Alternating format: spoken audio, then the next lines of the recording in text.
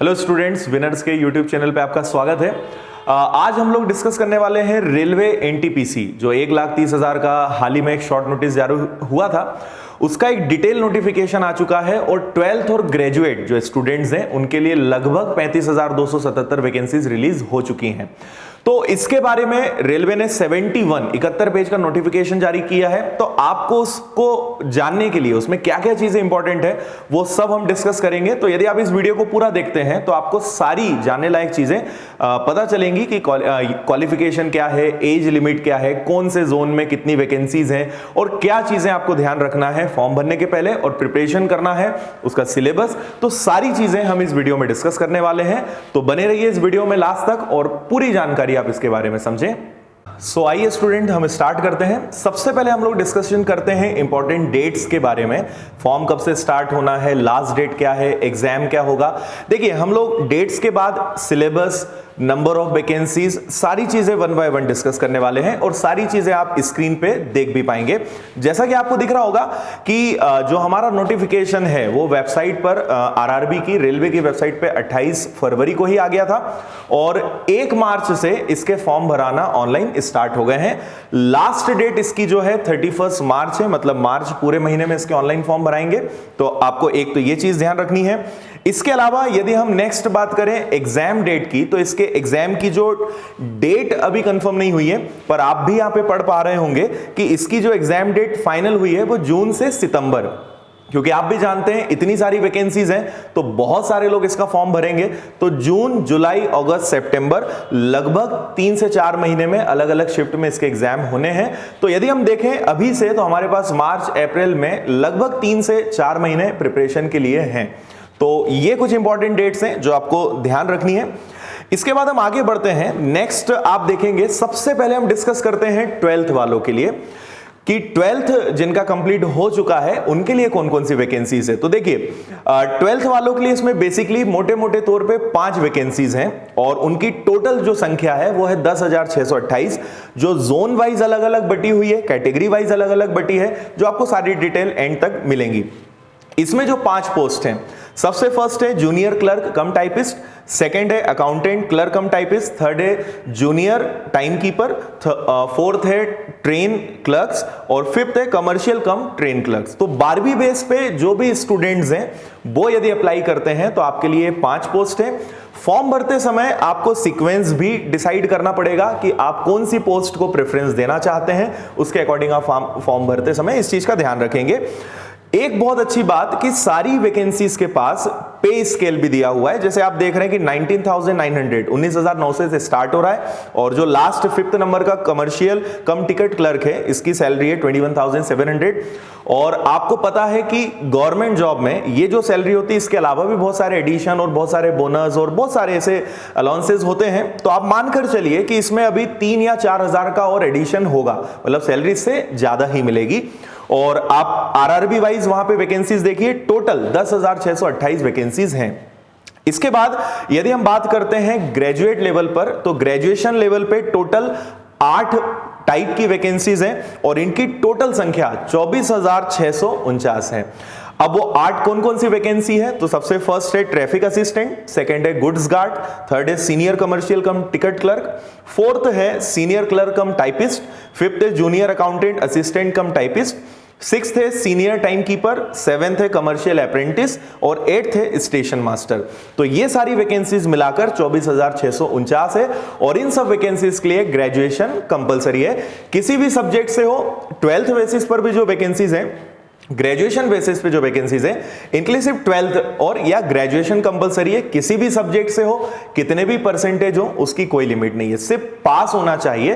तो ये ग्रेजुएशन वाली वैकेंसीज हैं जो आप अप्लाई करेंगे। सेम जब आप फॉर्म भरेंगे तो आपको इनमें भी एक सीक्वेंस और प्रेफरेंस डिसाइड करना पड़ेगा। आइए स्टूडेंट्स, अब हम एज और एग्जामिनेशन प्रोसेस पे डिस्कशन करते हैं। सबसे पहले एज की बात करें तो 12th बेस पर जो वैकेंसी निकली है उसके लिए जो एज मांगी गई है वो है 18 से 30, मतलब 18 से 30 की एज वाले स्टूडेंट्स इसके लिए अप्लाई कर सकते हैं। डेट होनी चाहिए 1 जुलाई 2019 को कंप्लीट। तो एज ऑन 1 जुलाई 2019 को 18 से 30 की एज है। वही यदि बात करें ग्रेजुएशन वाली पोस्ट की तो उसके लिए एज मांगी गई है 18 से 33। दोनों ही कैटेगरी में जो कास्ट वाइज, कैटेगरी वाइज जो एज रिलैक्सेशन है वो एप्लीकेबल है, किसी में 3 साल किसी में 5 साल, तो वो अपना अपना एक कैटेगरी वाइज और रिलैक्सेशन है। इसके बाद अब हम बात करते हैं सबसे इंपॉर्टेंट, पूरा जो एग्जामिनेशन है वो 3 फेज में कंप्लीट होगा। Stage 1 CVT test, stage 2 CVT test, 3rd number पे स्किल टाइपिंग टेस्ट और 4th पे फिर डॉक्यूमेंट वेरिफिकेशन। दोनों ही टाइप की वैकेंसी के लिए 12th और ग्रेजुएशन वालों के लिए एग्जाम का process, number of subjects, number of question सब कुछ सेम है। जैसे हम सबसे पहले बात करते हैं 12th बेस वाले वैकेंसी के लिए, तो इसमें टोटल यदि हम डिस्कस करें तो सब्जेक्ट्स रहेंगे हमारे 3। सबसे फर्स्ट जो सब्जेक्ट रहेगा वो जनरल अवेयरनेस रहेगा जिसके 40 क्वेश्चंस रहेंगे। सेकंड मैथ्स रहेगा जिसके 30 क्वेश्चंस रहेंगे। 4th general intelligence and reasoning जिसके 30 क्वेश्चंस रहेंगे। टोटल 100 क्वेश्चंस रहेंगे और 90 मिनट्स इसके लिए आपको समय मिलेगा। 90 मिनट का समय रहेगा, 100 क्वेश्चंस आपको सॉल्व करने हैं और नेगेटिव मार्किंग इसमें रहेगी और नेगेटिव मार्किंग रहेगी इसकी 1/3, 1/3 नेगेटिव मार्किंग रहेगी। वही यदि हम बात करें स्टेज 2 सीवीटी सेकेंड स्टेज की, इसमें भी सब्जेक्ट सेम रहेंगे, क्वेश्चंस का थोड़ा सा डिफरेंस आएगा। जनरल अवेयरनेस के 50 क्वेश्चन रहेंगे, मैथ्स के 35 क्वेश्चंस, रीजनिंग के 35 क्वेश्चंस, इस प्रकार टोटल 120 क्वेश्चन रहेंगे, पर समय अभी भी 90 मिनट रहेगा। तो ये सिलेबस दोनों एग्जाम्स के लिए, दोनों टाइप की वैकेंसीज के लिए रहेगा। हम साथ ही ये भी डिस्कस कर लेते हैं, आपको सब्जेक्ट्स भी यहाँ पे दिखाई देंगे, जैसे मैथ्स है तो मैथ्स में number system, decimal, LCM, HCF, अनुपात समानुपात, साधारण ब्याज, चक्रवृद्धि अनुपात, लाभ हानि, एलजेब्रा, ट्रिग्नोमेट्री, ज्योमेट्री, सारे टॉपिक्स, बेसिकली जो अरिथमेटिक होता है वो सारा, और एडवांस भी इसमें कवर रहेगा। रीजनिंग की यदि हम बात करें तो एनालॉजी इसमें रहेगा, नंबर अल्फाबेट सीरीज रहेंगी, कोडिंग डिकोडिंग रहेगा, मैथमेटिकल ऑपरेशन रहेगा, सिमिलरिटी एंड डिफरेंसेस रहेगा, रिलेशनशिप, एनालिटिकल रीजनिंग, सिलोजिज्म रहेगा, jumbling, Venn diagram, puzzle, data sufficiency, statement, argument, conclusion, ये सारे टॉपिक इसमें कवर होंगे। एंड मोस्ट इंपॉर्टेंट यदि हम जनरल अवेयरनेस की बात करें तो देखिए ये आपको हिंदी में भी यहां पे दिखाई देगा। जनरल अवेयरनेस में राष्ट्रीय अंतरराष्ट्रीय घटनाएं, नेशनल इंटरनेशनल सारे इवेंट्स इसमें कवर होने हैं। स्पोर्ट्स कवर रहेगा, आर्ट एंड कल्चर इंडिया का वो सारा रहेगा, कला एवं संस्कृति।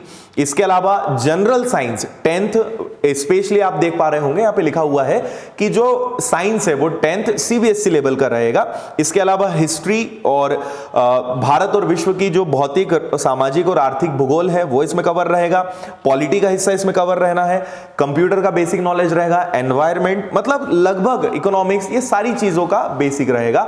सो जो भी करेंट में चल रहा है, जो भी अभी घटित हो रहा है वो, प्लस एक सामान्य जागरूकता, हर सब्जेक्ट का एक बेसिक नॉलेज, ऐसी जानकारियां जो आपको पता होनी चाहिए वो सब इसमें इंक्लूड रहेगा। तो ये स्टूडेंट इसका सिलेबस है।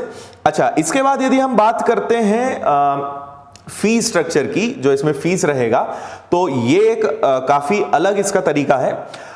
यदि हम जनरल या ओबीसी कैटेगरी की बात करें तो उनके लिए 500 रुपीज का चार्ज रहेगा और आपको 400 रुपीज रिफंड मिलेगा सीबीटी फर्स्ट होने के बाद। मतलब 500 रुपए आपको पे करना है, बट 400 रुपए आपके अकाउंट में वापस आएगा। मतलब रेलवे सिर्फ 100 रुपीज उसमें रखेगा। और एसटी, एससी, जितने भी हमारी फीमेल हैं, एक्स सर्विसमैन हैं, इनके लिए केवल 250 रुपीज का चार्ज है। और स्टेज 1 एग्जाम होने के बाद आपको पूरा 250 रुपीज रिफंड मिलेगा। पर यदि आप एग्जाम में नहीं बैठते हैं तो आपको इसमें से कुछ भी रिफंड नहीं होगा। तो ये एक काफी अच्छा डिसीजन रेलवे का है इस मामले में। आइए स्टूडेंट्स, अब हम थोड़ा सा समझ लेते हैं शॉर्ट लिस्टिंग या सिलेक्शन के लिए क्या चीजों का आपको पता होना चाहिए। सबसे फर्स्ट कि आप ये डिसाइड करिए, आपको पता होना चाहिए कि टोटल हमारे इंडिया में रेलवे के 21 जोन है। हर जोन की वेबसाइट पे आपको नोटिफिकेशन मिलेगा, हर जोन की वेबसाइट पे आपको अप्लाई करने का ऑप्शन मिलेगा। तो पहले आप नोटिफिकेशन में जाइए, नोटिफिकेशन की लिंक यहां पे दी हुई है, ऑनलाइन अप्लाई करने की लिंक भी आपको यहां पे दी हुई है, डिस्क्रिप्शन में आपको दोनों लिंक मिलेगी।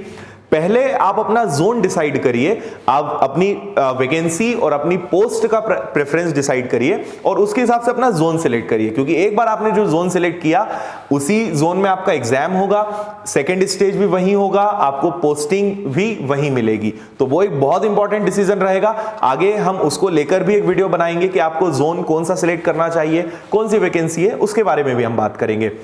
दूसरी बात कि जितने आप जिस जोन से या जिस पोस्ट पे सिलेक्ट होते हैं, तो सीबीटी 1 फर्स्ट स्टेज में जो है पोस्ट का 20 गुना स्टूडेंट को सिलेक्ट किया जाएगा और स्टेज सेकंड में जितनी पोस्ट है उसका 8 गुना लोगों को सिलेक्ट किया जाएगा।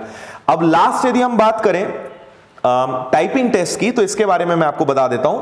इसमें सारी पोस्ट तो नहीं, बाकी कुछ पोस्ट हैं जो आपको यहां पे दिखाई देंगी जिनके लिए टाइपिंग टेस्ट होना है, जैसे senior clerk cum typist, junior accountant assistant cum typist, senior time keeper, junior clerk cum typist, accountant clerk cum typist, junior type keeper. इन सारी पोस्ट के लिए टाइपिंग टेस्ट होगा। टेस्ट दोनों होंगे, हिंदी में भी होगा या इंग्लिश में भी होगा। इंग्लिश के लिए जो है इसमें 25 वर्ड्स पर मिनट मांगा गया है और हिंदी के लिए इसमें इंग्लिश में 30 वर्ड्स पर मिनट मांगा गया है और हिंदी में 25 वर्ड्स पर मिनट की स्पीड मांगी गई है। तो इन पोस्ट के लिए टाइपिंग टेस्ट भी होगा। जो इस पोस्ट के दायरे में नहीं आएंगे उनका सीधा मेरिट लिस्ट बनेगा और मेरिट लिस्ट बनने के बाद आपका डॉक्यूमेंटेशन होना है, डॉक्यूमेंट वेरिफिकेशन, और उसके बाद सीधे आपको मिलनी है ज्वाइनिंग। तो स्टूडेंट सारे 21 जोन की लिस्ट आपको यहां अभी फिलहाल दिख रही होगी। आप जिस जोन पे स्टडी करना चाहते हैं उसके पहले सबसे पहले उसकी वैकेंसीज को पूरा समझें, जोन वाइज सारी वैकेंसीज को देखें और उसके बाद आप डिसीजन लीजिए कि इसमें आपको क्या करना है। अब थोड़ी सी हम बात करें कि प्रिपरेशन को लेके आपको क्या चीजों का ध्यान रखना है। तो देखिए, मैथ्स, रीजनिंग और जनरल अवेयरनेस, केवल 3 सब्जेक्ट पे सारा एग्जाम पूरा डिपेंड कर रहा है। तो मैथ्स में आपको सबसे पहले तो सारे टॉपिक का कॉन्सेप्ट क्लियर करना है, सेम रीजनिंग में आपको टॉपिक का कॉन्सेप्ट क्लियर करना है और जनरल स्टडीज ज्यादा से ज्यादा स्टडी करने वाला टॉपिक है। ज्यादा से ज्यादा ग्रुप डिस्कशन का शेड्यूल बनाइए, ज्यादा से ज्यादा नॉलेज गेन करने का शेड्यूल बनाइए एंड मोस्ट इंपॉर्टेंट कि टेस्ट सीरीज लगाइए। जितने ज्यादा प्रैक्टिस आप बढ़ाएंगे, जितने ज्यादा टेस्ट पेपर्स आप सॉल्व करेंगे, उतना आपका सिलेक्शन का चांस बढ़ेगा और वैकेंसी बहुत है, बहुत अच्छा मौका है स्टूडेंट्स के लिए। और हम एक बात और बात करना भूल गए थे कि जो ग्रेजुएशन वाली पोस्ट है उसमें भी सैलरी पूरी मेंशन है और अच्छा खासा रेलवे जो है इनिशियल लेवल पे सैलरी ऑफर कर रहा है।